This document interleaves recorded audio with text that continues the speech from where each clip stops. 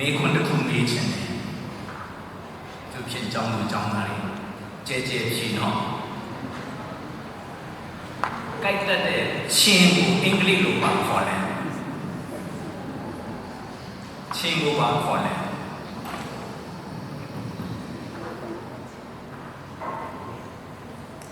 xin của khó xem luôn tôi luôn lại xin xíu quên này nó không thua này ấy đủ về mẹ nó nên bắt bên này mẹ nó Novena mẹ nó quên Arisia khó xem luôn anh luôn sự làm đã mẹ nó chính xác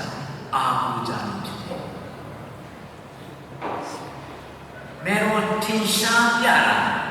nhất xin để mà mình làm gì mẹ nó xin đi đấy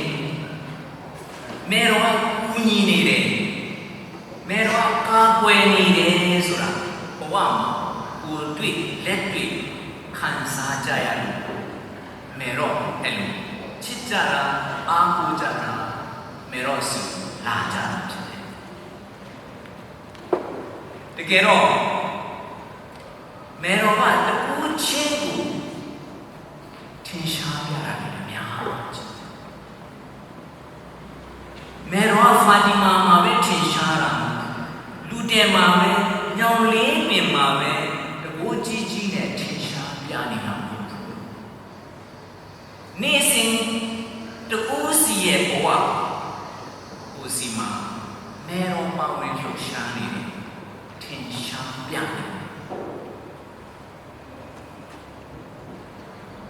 mà tì mì mà ye đi ra làm gì cho nó cụ đi được cụ dọn nhà này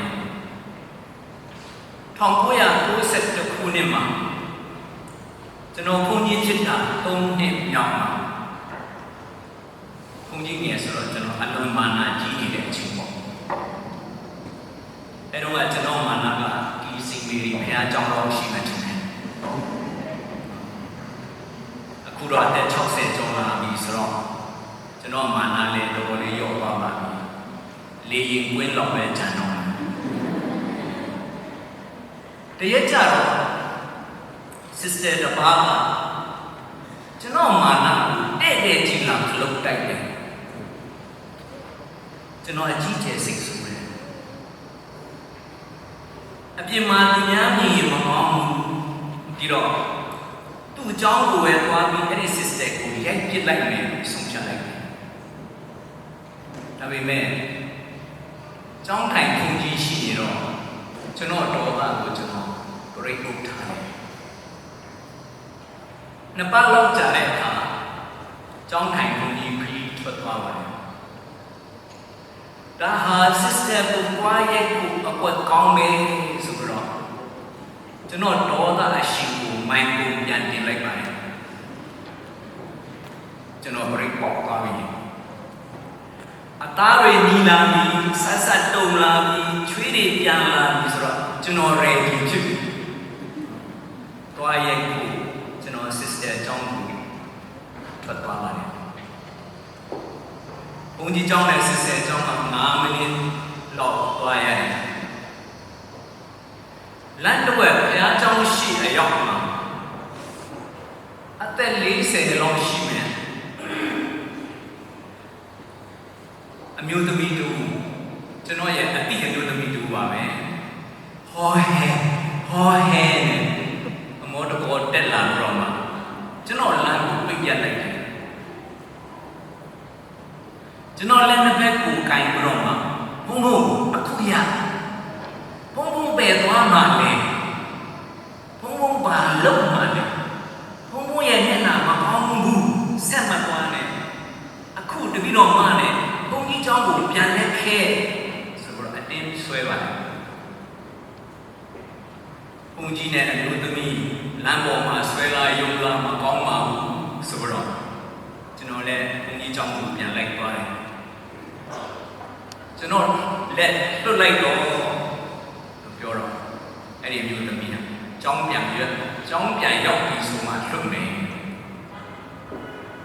ဒီတိုင်းပဲဘုံပြန်လက်ခဲ့ဒီမျိုးသမီးကမှထပ်ပြီးဒေါသထွက်လို့မဖြစ်သေးဘူးဆိုတော့စိတ်လျှော့ပြီးပြန်လိုက်သွားတယ်ဘုန်းကြီးကျောင်းရှိခုံတန်းရှိမှာထိုင်ကြတယ်ကျွန်တော်လက်ကိုထွက်လိုက်ပါတယ်ဒီတော့မှအိမ်မှာတန်ရှင်းရေးလုပ်နေပါလေမမြင်ရတဲ့ပုဂ္ဂိုလ်တူကနေနေအခုပုံစီတွားလို့ပြောနေတယ်ဟဲ့ဘာလို့ငါလုပ်လို့နေတယ်ပုံစီတွားရတယ်ဆိုတော့ဆက်ပြီးတော့လုပ်နေတယ်မရဆက်လို့ကိုမရတော့ပုံစီတွားအခုတွားစိတ်တဲရောနားနေရောအတင်းမဲ့အတန်ကလို့ဆိုတာလေဒါကြောင့်ဖြစ်ချင်အဖြစ်ဆိုတော့မှအိမ်ပြထားပြီးအမောတဘုံနဲ့ဘုံကြီးကျောင်းကိုပြေးလာတာကံကောင်းလို့ဘုံဘုံနဲ့တန်ပြီးတွေ့မိတာတော်သေးတယ်ဘုံဘုံဘာဖြစ်နေတယ်လဲတပည့်တော်မှအမှန်ပြောစားအပတ်ဖြစ်ခိုင်းပါလေဘု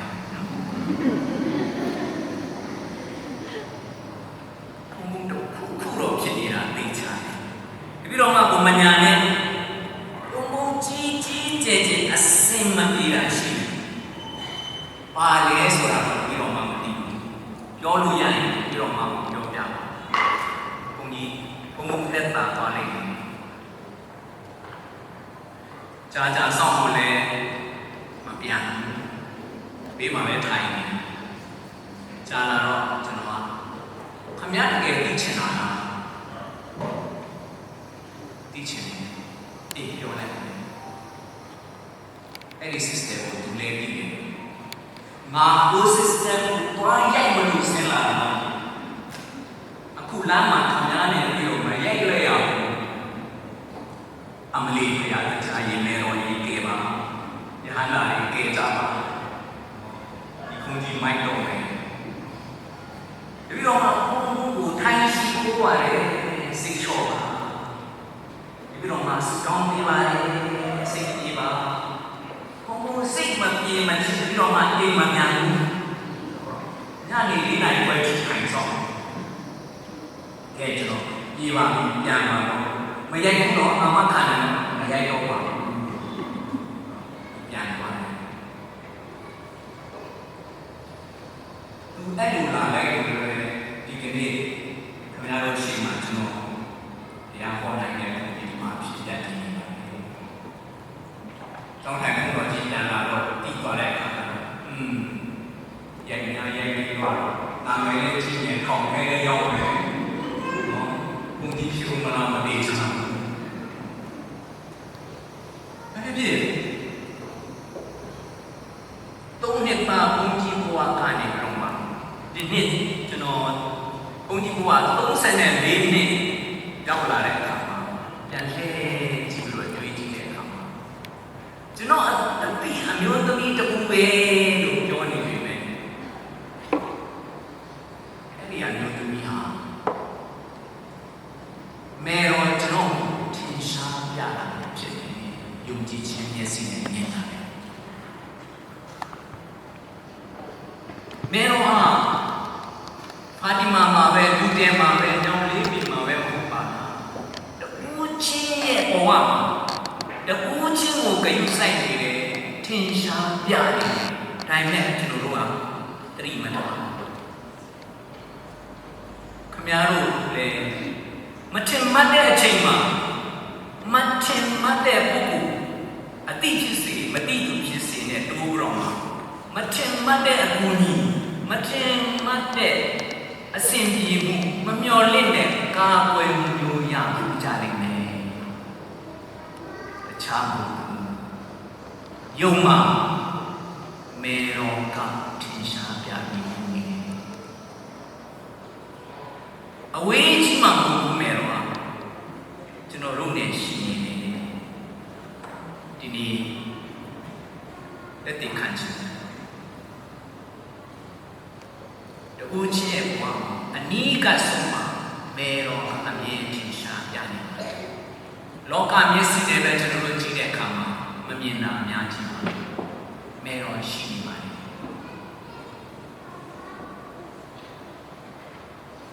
မဲတော်ကိုသခင်ယေရှုကတခါအမေမဲတော်မခေါ်ဘူးချမ်းသာတခါမတွေ့ဘူးသူခေါ်လိုက်မလို့ခေါ်လိုက်အချင်းမိန်းမ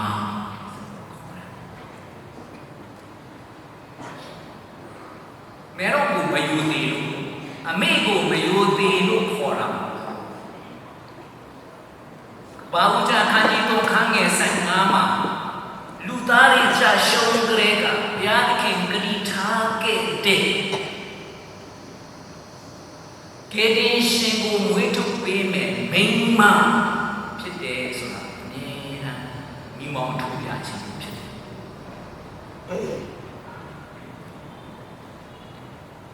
သခင်ယေရှုရဲ့ဘဝမှာအကူအညီလိုအပ်လာတိုင်းအခက်အခဲကြုံလာတိုင်းမဲတော်ဟာရှိတယ်ခရစ်တော်နာဇရက်မှာကိုယ်ဝင်ရပါတယ်ပရိသတ်တွေပါတယ်ဘက်သလေဟင်မှာမိုင်90ကျော်ဝေးတဲ့ဘက်သလေဟင်မှာသွားမှုရမယ်ဆိုမဲတော်ကတည်သွားပြီးပါတယ်ဘက်သလေမှာဆက်နေရင်အသက်ခံရမယ်ဆိုတဲ့အခါမှာခရစ်တော်ရဲ့အသက်တော်လွတ်အောင်လို့ဒီချစ်တီကိုမဲတော်ကတည်သွားပြီးနာဇရက်မြို့သားယေရှုလို့ခေါ်ရမှာကြမ်းချက်ပြည့်စုံအောင်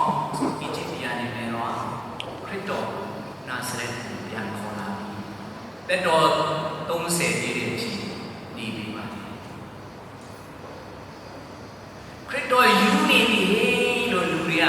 သွားတဲ့ပို့တဲ့အခါမှာခရစ်တော်အနာကိုမဲတော်ရောက်လာပါတယ်ခရစ်တော်သူများဒုက္ခရောက်နေပြီအချိန်မတန်သေးပေမဲ့တကိုးပြပါတော့လူတွေအတွက်တအားလိုအပ်နေပြီဒါပေမဲ့အချိန်မတန်သေးဘူးဒါပေမဲ့ဈာထဲမှာမဲတော်ဝင်ပြီးတကိုးပြခိုင်းလာတယ်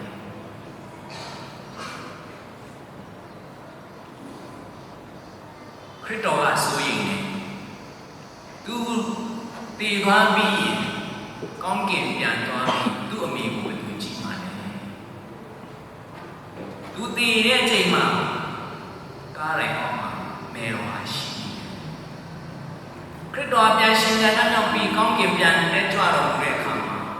သူ့ရဲ့တပည့်တွေအားငယ်တော့မှဘာလို့မှမသိအခန်းထဲပုံနေတဲ့အချိန်မှာသူတို့နဲ့အတူမဲတော်ဆူတောင်းပြီးခရစ်တော်လိုအပ်တဲ့အခါတိုင်းခရစ်တော်နဲ့ဆက်စပ်တဲ့ပုဂ္ဂိုလ်တွေမှာလိုအပ်ချက်ရှိတဲ့အခါတိုင်းမဲတော်ကယဉ်တည်ပေးနေတယ်မမြင်ကြရပေမဲ့ဒီအတိုင်းမဲတော်ကရှိနေစေခရစ်တော်ကမဲတော်အချင်းမိန်းမသူများမိန်းမကျွန်တော်မိန်းမသူ့မိန်းမကိုမိန်းမဟိုမိန်းမဒီမိန်းမပါမိန်းမလည်းအချင်းမိန်းမ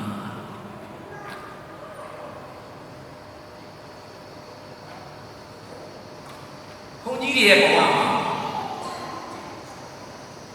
အချင်းမိန်းမအားကိုးစေချင်တာညာမရှိအချင်းမိန်းမနဲ့ပေါင်းစေချင်တယ်ဘာဖြစ်လို့လဲအချင်းမိန်းမနဲ့မပေါင်းတဲ့ဘုန်းကြီးဟာအခြားမိန်းမနဲ့ပေါင်းတော့မှကြောက်ရတယ်ဘုန်းကြီးနားမှာရှိတဲ့မိန်းမတွေမဲတော့လိုအချင်းမိန်းမတွေဖြစ်ကြမယ်ဆိုလို့ရှိရင်ဒီကနေ့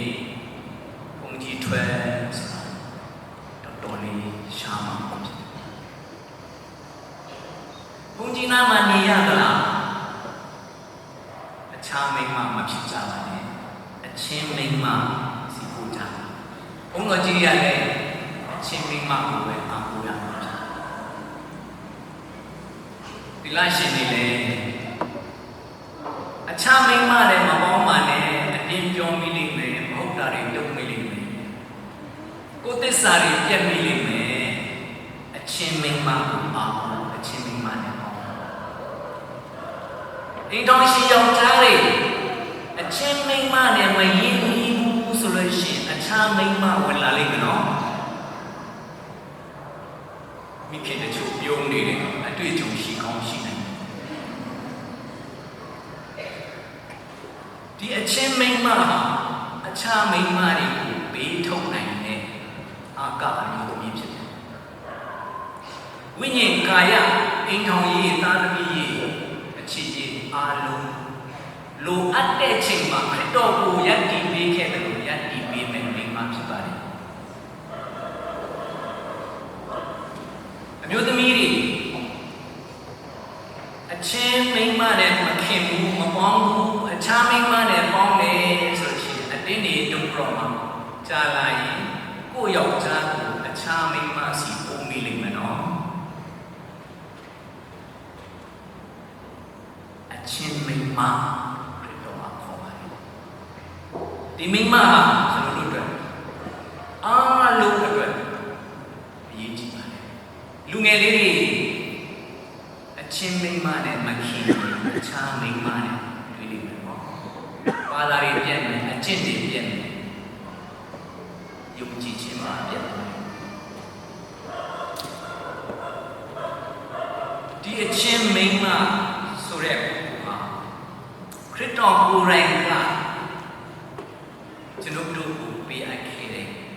လူသားတို့ပါပဲအကြောင်းဒီအချင်းမိန်းမနဲ့ကျွန်တော်တို့ဘယ်လိုခင်မလဲသူ့ယူတဲ့နေနဲ့ခင်လို့ရတယ်ဟာတော့အထီးရောက်ဆုံးအကောင်းဆုံးသူနဲ့တထီးရတယ်ဖြစ်အောင်ခက်တယ်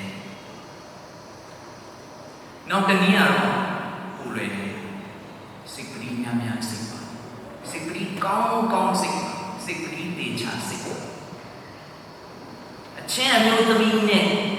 အင်မတန်မှခင်ပါလိမ့်မယ်အချင်းအမျိုးသမီးရဲ့ကာကွယ်ဆောင်ရှောက်မှုတေချာရှိပါလိမ့်မယ်မေရောကိုချစ်ရင်မေရောချစ်တာကျွန်တော်တို့လည်းချစ်ရမေရောပါကိုချစ်တယ်စိတ်ကလေးကိုတားချစ်ပါမေရောကစိတ်ကလေးကိုသိချစ်တယ်ဒါပေမဲ့လေဘင်းမှာဆွဲထားတဲ့စိတ်ကလေးကိုမချစ်ပါဘူးကထဲမှာပတ်စံအိတ်မှာအဆောင်လူပါလူဆောင်ထားတဲ့စိတ်ကလေးကိုမချစ်ပါဘူးနေအိမ်ဖျားခါမှာချိတ်ထားတဲ့ကလေးကိုမချစ်ပါဘူးနည်းနည်းစိတ်များစိတ်တဲ့စိတ်ကလေးကိုမဲတော့သိချင်